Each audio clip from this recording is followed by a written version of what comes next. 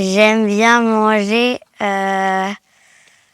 du steak haché. J'aime manger des légumes, de la viande, J'aime bien la courgette. des fruits secs, etc. Ah oui, j'aime bien la ratatouille. C'est la planète qui nous nourrit. C'est les agriculteurs, c'est les éleveurs, enfin, ces métiers-là. La nature, c'est important, parce que sans nature, on n'a pas d'agriculture.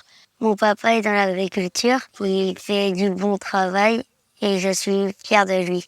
Des fois, il met des produits pour que ça pousse. Il mettait ça sur un champ et ça poussait plus vite pour donner à manger à plus de monde. L'environnement, c'est notre planète à tous.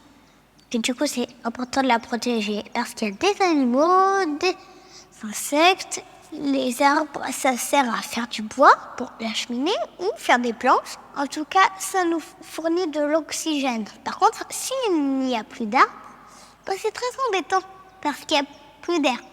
Les rivières et la pluie, ça nous donne de l'eau. Et par contre, il faut faire attention. Des fois, il y a des traitements. C'est pas bon pour la santé. Pour moi, soutenir la nature et l'agriculture, oui, c'est possible.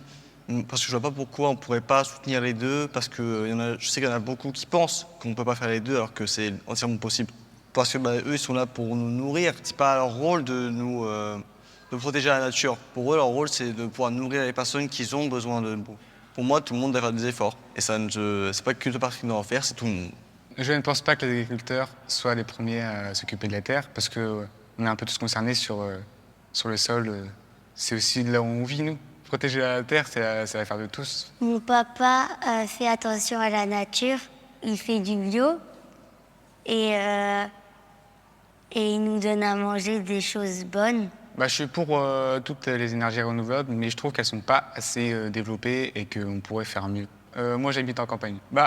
Moi, mettre des ordres chez moi, ça me dérange pas. Les agriculteurs, ils connaissent plus la nature que les personnes en ville. Mais après, les agriculteurs, ils pourraient aussi faire des efforts et trouver des solutions. Si on pollue trop, ça va faire soit trop de fumée, soit la planète va mourir. Enfin, toute la vie. Ça, on n'a pas envie. Alors, il faut faire attention à tout ce qu'on jette. Réduire, c'est bien agir. En plus, ça rime. C'est vrai qu'on récupère un peu tous les erreurs des générations d'avant. C'est un peu idiot de faire des pommes sans taches qui vont devenir de la compote. Mais c'est fou. Le monde où je grandis qui serait idéal, ça aurait été que du coup, la terre soit moins polluée, que les agriculteurs ils soient plus aidés et que leur travail soit plus respecté.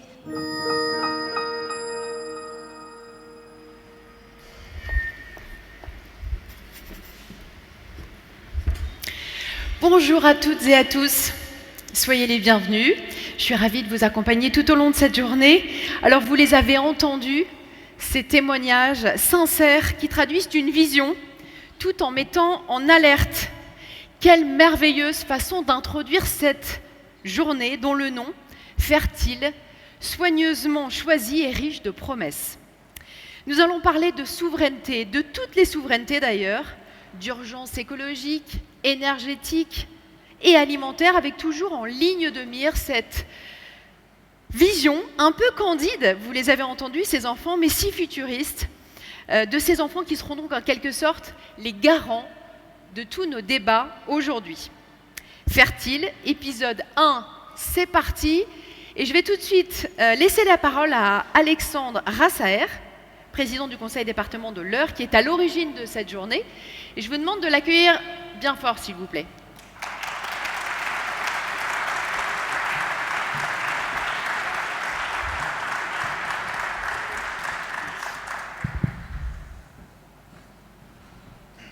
Bonjour à tous. Alors, je vais essayer de faire un discours bref, puisque le but de cette journée, c'est qu'on tienne un rythme assez soutenu pour que les débats soient animés, qu'on ne s'ennuie pas. Donc, je ne vais pas vous faire un grand discours institutionnel pour assommer l'événement dès le départ.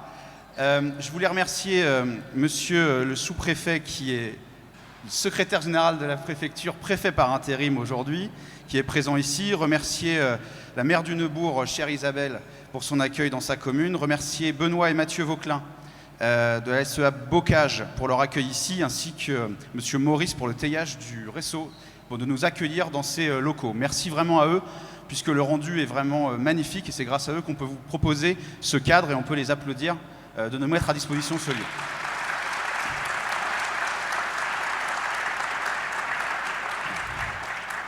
Très rapidement, pourquoi Fertile? 3 raisons. Une première raison que je qualifierais d'affective. Et là, ça va être l'enfant du pays qui parle. Je suis né dans l'Eure, j'y ai grandi, j'ai fréquenté des agriculteurs toute ma vie. J'ai grandi avec des enfants d'agriculteurs à l'école, au collège. Je les connais très bien et j'avoue que j'ai de plus en plus de mal à constater un écart entre ce qui est dit des agriculteurs dans les grands médias et de ce que je connais moi sur le terrain. En tant que président de département, aujourd'hui, j'ai visité beaucoup d'exploitations. J'ai parlé avec beaucoup d'agriculteurs et je ne peux plus laisser dire que les agriculteurs sont les premiers pollueurs de France. Les agriculteurs sont la première solution au sujet du réchauffement climatique et surtout, ils en ont conscience. Il faut arrêter d'avoir des discours infantilisants. Ils le savent, ils connaissent leurs responsabilités, mais ce qu'ils attendent, c'est simplement plus de clarté dans ce qu'on attend d'eux, et c'est un des sujets, et davantage de soutien pour parvenir à atteindre les objectifs qu'on leur fixe. Et donc le premier sujet, c'est que les agriculteurs, on les respecte, j'irai plus loin, on les aime, et quand on aime les gens, on ne peut pas laisser certains discours être véhiculés qui conduisent à un agribashing qui a des conséquences extrêmement directes pour les agriculteurs au quotidien, avec des menaces et des contraintes à leur exploitation. Ça, c'est la première raison, et Fertile sert à répondre à cela, en essayant de montrer une image différente de l'agriculture au grand public, c'est-à-dire une image telle qu'elle est vraiment, une agriculture qui innove, qui est consciente des enjeux, qui se modernise au quotidien. Et c'est vraiment ce que font les agriculteurs et on veut le montrer davantage. La deuxième raison,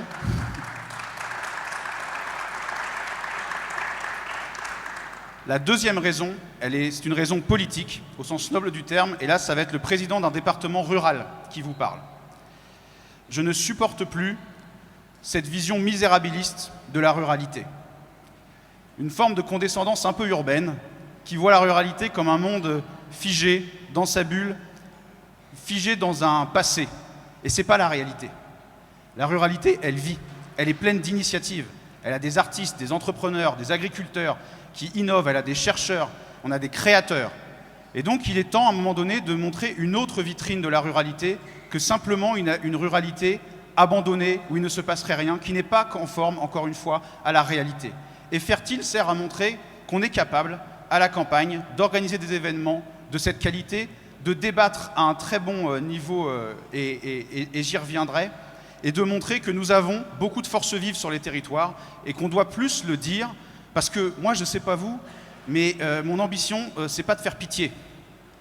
Mon ambition, c'est que nos territoires, ils fassent pas pitié, mais ils donnent envie, ils suscitent de l'intérêt, et ils donnent envie de s'y installer et d'y investir. Quelque part, j'ai envie qu'on nous admire plus que de faire pitié. Et donc ça, Fertile, c'est aussi ça, changer le regard qu'on porte sur la ruralité, qui est d'autant plus grave quand il est porté parfois par des élus ruraux ou des habitants ruraux eux-mêmes, qui à force de dire que tout va mal, et il y a des choses qui vont mal, mobilité, santé, on les connaît, mais à force de dire que tout va mal, on s'enferme aussi dans un immobilisme qui ne sert personne. Troisième raison, une raison plus philosophique. Il serait peut-être temps de changer le ton du débat public aujourd'hui. Quand il y a des grandes causes, comme la transition écologique, il n'y a rien de pire que quand ces causes sont prises en otage par toute forme de dogme, quel qu'il soit.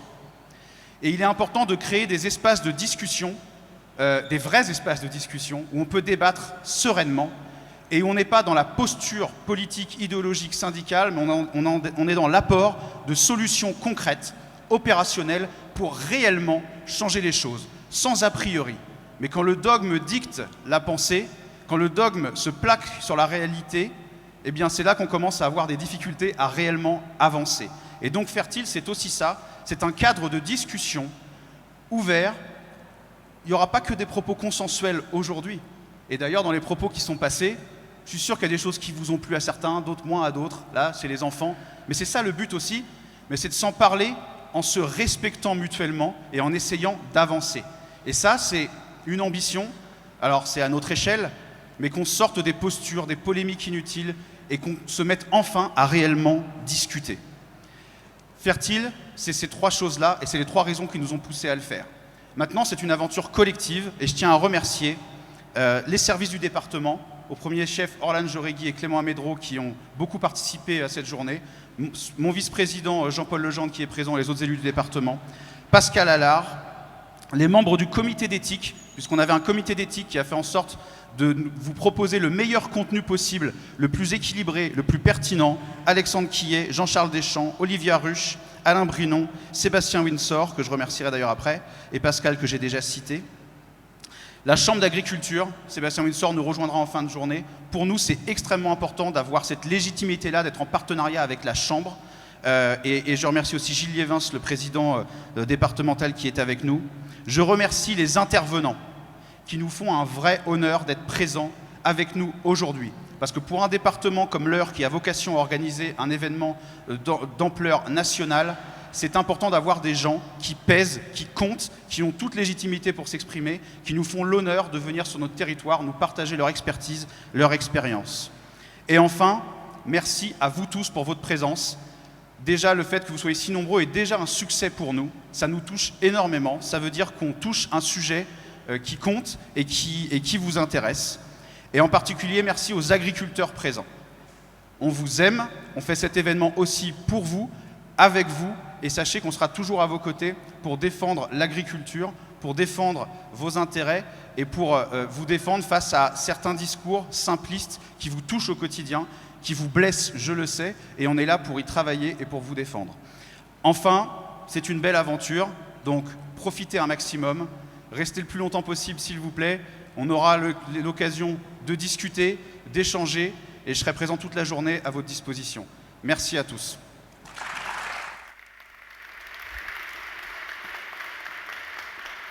Restez avec moi une seconde, restez une seconde. Merci beaucoup Alexandre, on a bien compris que Fertile était donc une aventure collective. Il sera aussi un véritable espace d'innovation aujourd'hui pour façonner l'agriculture de demain.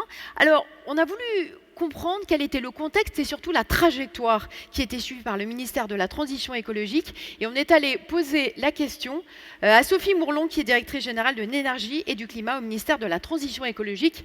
Je vous propose de l'écouter tout de suite.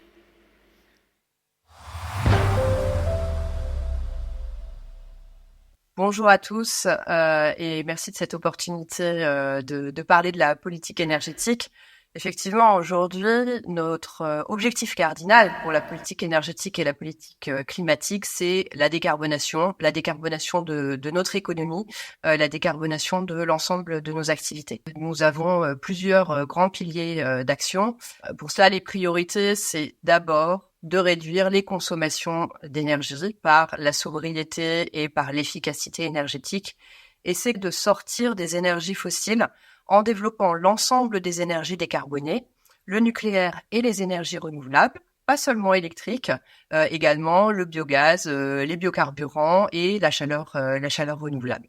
Et pour cela, nous avons une feuille de route complète de décarbonation que nous appelons la stratégie nationale bas carbone, qui fixe des trajectoires pour l'ensemble des secteurs et l'ensemble des activités, le transport, le bâtiment, l'agriculture, l'industrie, l'énergie. Et ça, aux horizons 2030 et 2050, on se projette à cet horizon-là pour prévoir les investissements, les transformations et les trajectoires.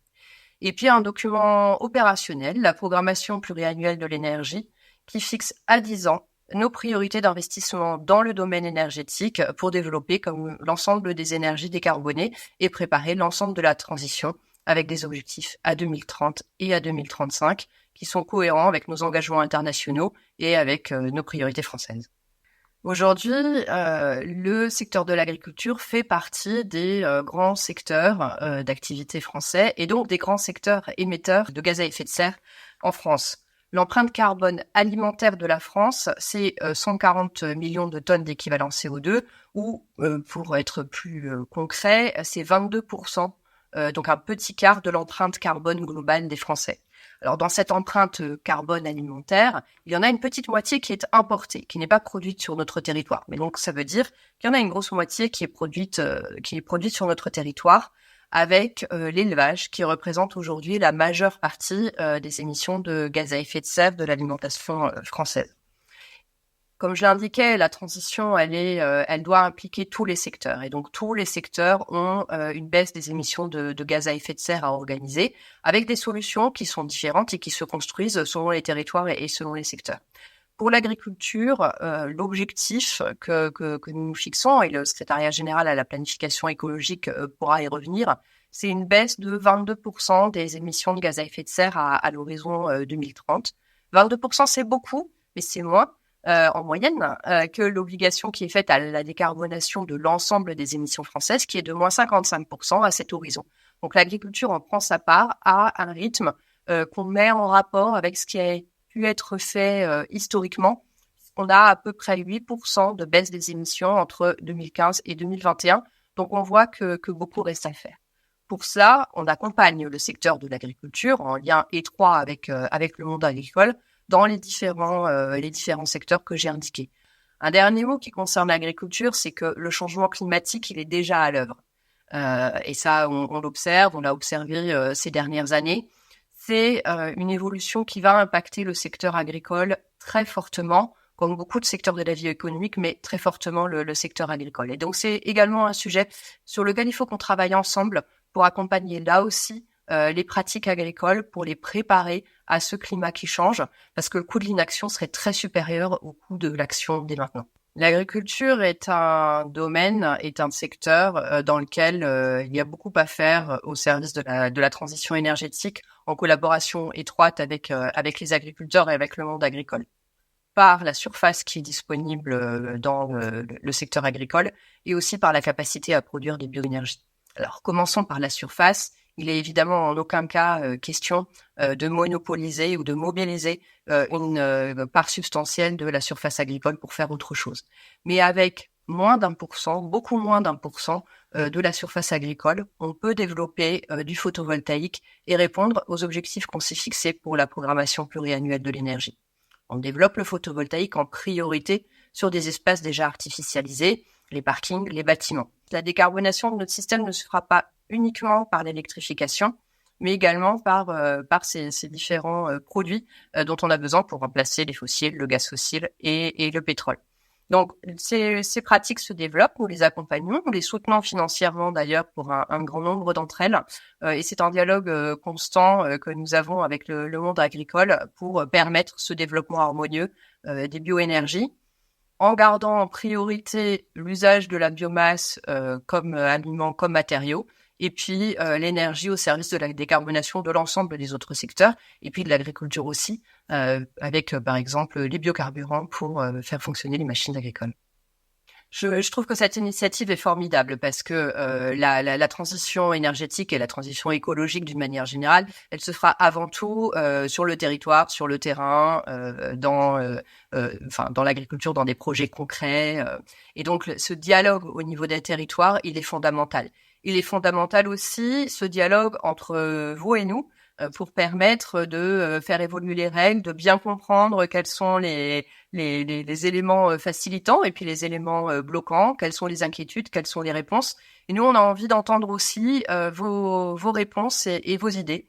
Donc, vraiment ces espaces de dialogue, d'écoute, parce que on peut avoir des circonstances où on est un peu plus dans dans des jeux de posture et des dialogues un peu plus compliqués. Ce dialogue vrai, il est vraiment très important et je suis très heureuse de cette initiative et que vous ayez convié le secrétariat général à la planification écologique avec qui on travaille très étroitement pour être au cœur du dialogue aujourd'hui.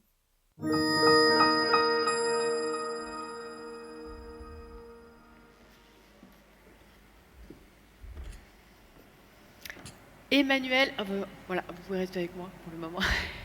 Emmanuel Bourg-Poitrinal, bonjour et bienvenue à Fertile. On a écouté attentivement ensemble Sophie Mourlon. Je précise que vous êtes présidente du club des bioéconomistes. Finalement, Emmanuel, est-ce que les objectifs fixés au monde agricole, ils ne sont pas un peu trop ambitieux aujourd'hui, voire peut-être carrément inatteignables? Quelle est votre réponse sur le sujet? Alors, on va prendre on va prendre un micro déjà, parce que là, on ne vous entend pas. Bonjour à tous. Dans les 10 minutes qui me sont imparties, je ne vais sûrement pas répondre à la question comme ça, parce que c'est une question qui va se poser pendant encore un certain temps. Je vais tout simplement essayer d'éclairer le débat, rentrer peut-être un petit peu plus dans les détails de la correspondance entre les objectifs environnementaux, les objectifs bas carbone et la production agricole. Très bien. Je vous laisse la parole pendant une dizaine de minutes. Merci. Alors voilà, on parle de souveraineté. On parle de souveraineté alimentaire, de souveraineté énergétique, qui finalement ont été oubliées pendant ces 150 ans de dépendance au pétrole. Et ça nous a fait oublier aussi notre simple condition humaine, c'est-à-dire se nourrir, se loger, se déplacer, et avec les ressources que nous offre la planète. Et le tout en évitant de créer des dépendances qui seraient irréversibles, voire fatales pour le groupe. Et c'est peut-être ça la meilleure définition de la souveraineté, qui n'est finalement ni autosuffisance, ni isolationnisme, mais simplement le fait que le groupe, le pays en l'occurrence, la France, puisse garder son libre arbitre quant à son avenir, à la réponse à ses besoins.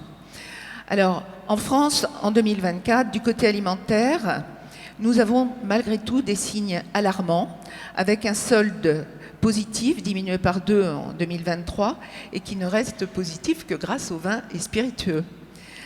Côté énergétique, nous sommes toujours dépendants à 66% des ressources fossiles, lesquelles sont importées à 99%. Et c'est effectivement cette souveraineté énergétique qui est le sujet de la planification écologique lancée par Elisabeth Borne et actuellement soumis à concertation régionale.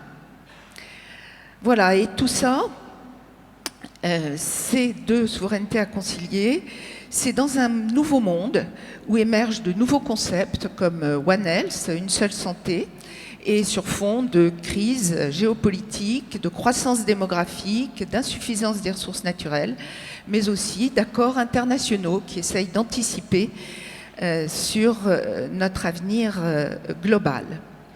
Donc ce sont des accords européens, Green Deal, la PAC en fait partie, des stratégies françaises, de stratégie nationale, l'alimentation, la nutrition et le climat, stratégie bas carbone, biodiversité, etc., voire des stratégies régionales.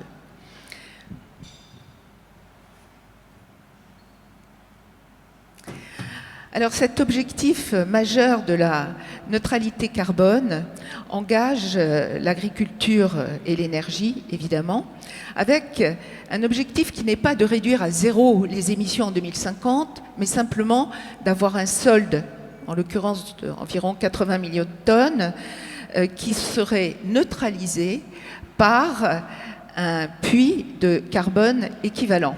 Et si effectivement, alors vous voyez dans ces courbes d'abord en haut les transports, les industries, puis les logements, et enfin en violet le secteur des terres. Et là vous voyez qu'effectivement la diminution demandée au secteur, enfin les émissions résiduelles du secteur des terres, c'est-à-dire agriculture et forêt, représentent une bonne partie des émissions incompressibles en 2050. Mais on demande aussi que l'agriculture contribue à ce puits de carbone qui sera composé de matières organiques stockées dans les forêts, les sols forestiers et les sols agricoles. Et là, je vous renvoie à l'humus cher à Gaspard Koenig. Et dans une moindre mesure, il y aura aussi, c'est la petite barre grise, de la captation de CO2 par voie industrielle. Et puis, il y a ce que ne nous montre pas le schéma. C'est la contribution de l'agriculture et de la forêt à la réduction des émissions de gaz à effet de serre des autres secteurs, et tout cela par la fourniture de bioénergie, combustibles, carburants biogaz produit à partir de biomasse. Alors juste un petit rappel, et je demande que soit décompté dans mon temps de parole, qu'est-ce qui explique cette correspondance entre biomasse exprimée en tonnes de matière sèche et énergie qui, elles, vont être exprimées en calories, en joules, en TEP, en kilowattheures et en térawatts. Vous avez tous des souvenirs de la photosynthèse. C'est une réaction formidable à l'origine de la vie sur Terre. De l'eau, du gaz carbonique et de la lumière solaire donne une molécule de sucre, d'énergie en fait, et de l'oxygène. Et c'est cette énergie qui permet à la plante de créer de la matière, cette biomasse, qui, elle, est énergétique pour les êtres vivants, qu'elle soit alimentaire ou non alimentaire. Alors, la photosynthèse permet 3 S. Premièrement, la séquestration du carbone. Il y a 4 tonnes de gaz carbonique par seconde séquestrées par la forêt française et évidemment également en grande quantité sur les terres agricoles. Le stockage du carbone, 1 mètre cube de bois stocke 1 tonne de gaz carbonique, et la substitution d'énergie et de matériaux biosourcés qui sont plus efficaces sur le plan énergétique que les énergies fossiles. Ainsi, les biocarburants évitent 60 à 70% des émissions fossiles, des carburants fossiles. Des émissions des carburants fossiles, pardon. D'où ce recours aux bioénergies dans un objectif global de 40% d'énergie renouvelable en 2030. Alors sur ces bonnes bases, j'accélère. Voilà, on demande à l'agriculture de réduire environ 16%. Moi, j'ai pris les chiffres de 2021 à 2030 pour être homogène. Donc, la planification écologique demande à l'agriculture de réduire de 16%, de réduire d'une part ses émissions directes, qui sont surtout des émissions de gaz beaucoup plus calorifique que le gaz carbonique, le méthane dégagé par les ruminants, le protoxyde d'azote émis à la suite des fertilisations. Et vous voyez finalement que dans le premier camembert, la partie grise, ce sont les énergies fossiles utilisées par l'agriculture pour les tracteurs et pour les serres en particulier. Ce n'est que 13% quelque part des émissions de l'agriculture. Ça pourrait être remplacé par des biocarburants et, au passage, permettre de réaliser un objectif d'autonomie énergétique des exploitations à moyen terme. Donc ça, c'est jouable. Ce qui est plus compliqué, c'est de toucher au système d'exploitation qui, pour diminuer ce qui reste d'émissions directes et indirectes. Alors on a des solutions techniques dans des pratiques dites agroécologiques qui permettent l'augmentation de la matière organique du sol, de différentes conduites d'élevage, des cultures à bas intrants, etc. Autant de leviers que l'agriculteur, lui, sur son exploitation, doit combiner à la fois sous contrainte de changement climatique et à la fois dans un contexte économique instable, donc peu favorable aux investissements qui sont pourtant nécessaires à la transition. Alors, on va, comme prévu, jongler un peu entre les millions de tonnes de biomasse et les térawatts. Voilà les besoins qui sont prévus dans la planification écologique. À 2030, par rapport à 2021, 3 fois plus de biocombustibles, miscanthus, paille, déchets, produites pour de la chaleur, de l'électricité, etc.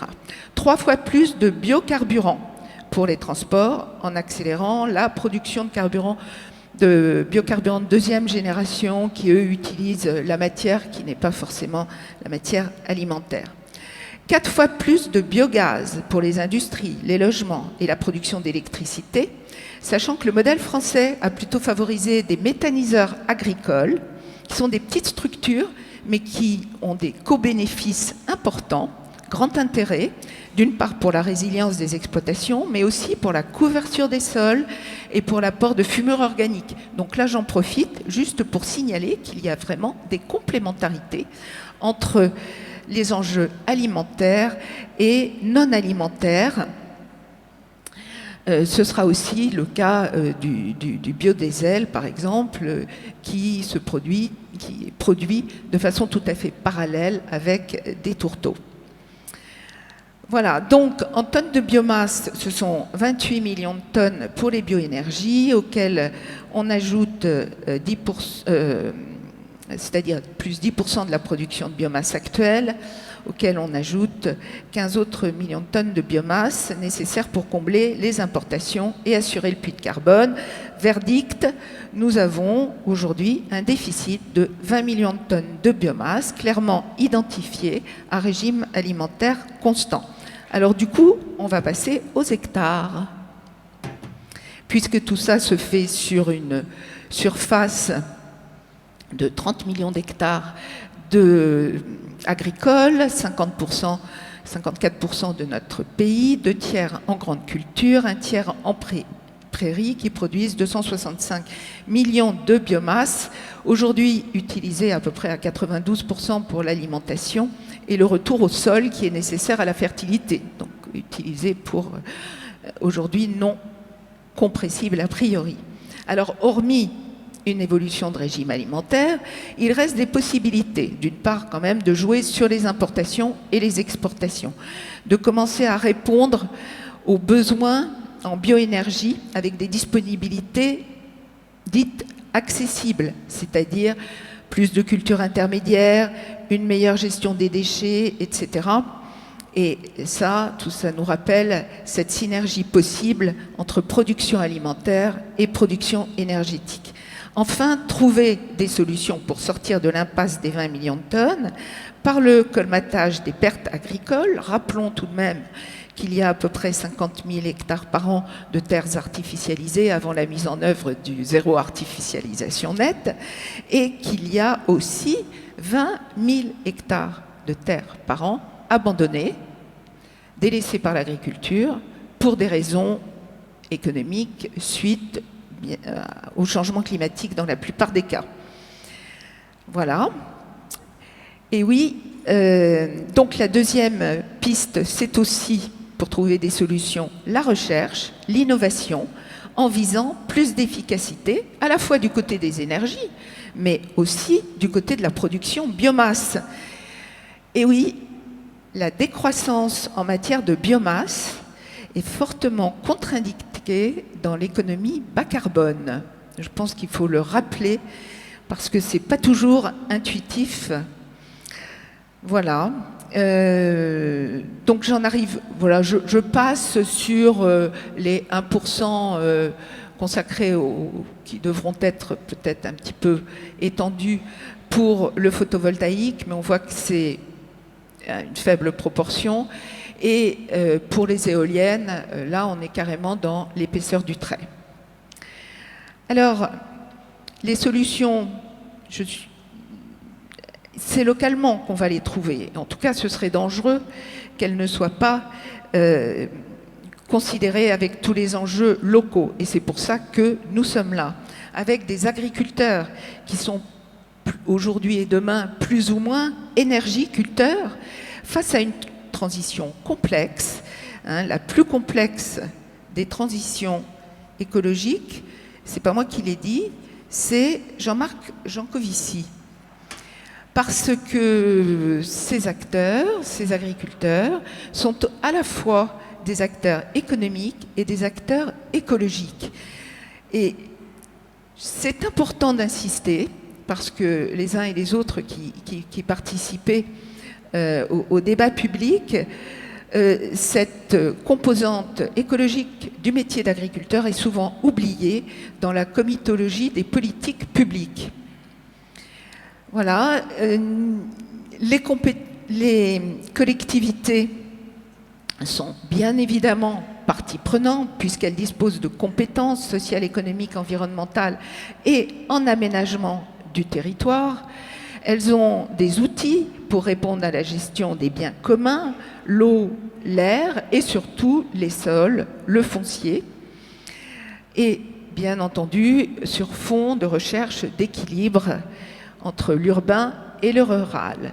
Le tout sous le regard très vigilant de la société civile, ou plutôt de diverses sociétés civiles qui composent notre pays. Donc, oui, c'est possible de concilier ces deux souverainetés, souveraineté alimentaire, souveraineté énergétique, mais c'est pas du jour au lendemain que ça va se faire. Il faut que ça s'opère à partir du terrain. Cela nécessite des connaissances, du dialogue, comme l'a rappelé Monsieur le Président du département, des décisions qui ne doivent intervenir qu'une fois que tous les enjeux ont été posés, et en particulier au niveau local. Notre modèle de société va beaucoup dépendre de ces choix qui seront effectués. Et donc je vous souhaite aujourd'hui un très bon travail fertile.